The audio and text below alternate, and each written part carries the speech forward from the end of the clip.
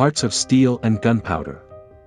In the dimly lit backstreets of a city that knew no mercy, two legends collided.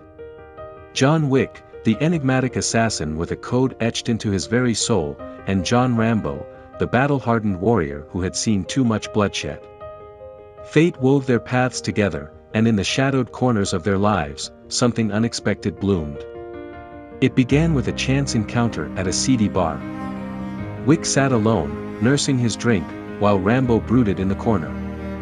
Their eyes met across the haze of cigarette smoke, a silent acknowledgement that they were cut from the same cloth. Both men had lost too much, loved too little. Wick's hands were calloused from countless kills, Rambo's scarred from wars long forgotten. They exchanged stories, the kind that only warriors could share.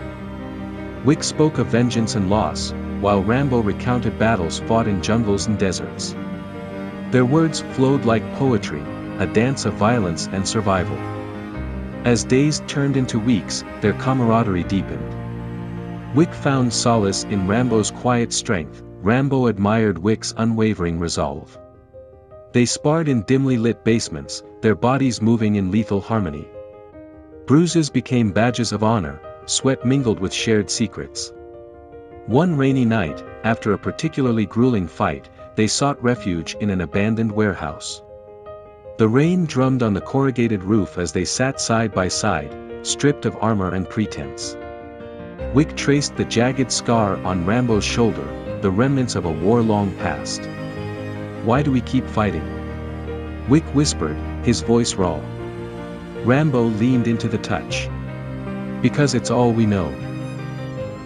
And then it happened, their lips met in a desperate kiss. It tasted of gunpowder and survival. Wick's mouth was fierce, Rambo's was bruisingly tender. They clung to each other as if drowning men grasping for air. Their love defied logic, a union forged in blood-soaked alleys and moonlit rooftops. Wick taught Rambo to find beauty in silence, Rambo showed Wick how to heal beyond scars.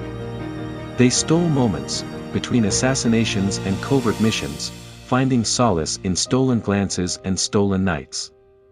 But love was a dangerous game for men like them. Enemies lurked in every shadow, organizations that would tear them apart without hesitation.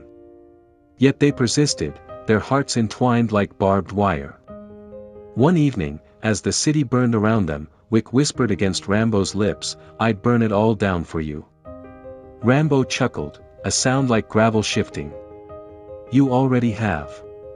And so they fought side by side, one with a pencil, the other with an old combat knife, against impossible odds. Their love was their greatest weapon, a force that defied bullets and blades.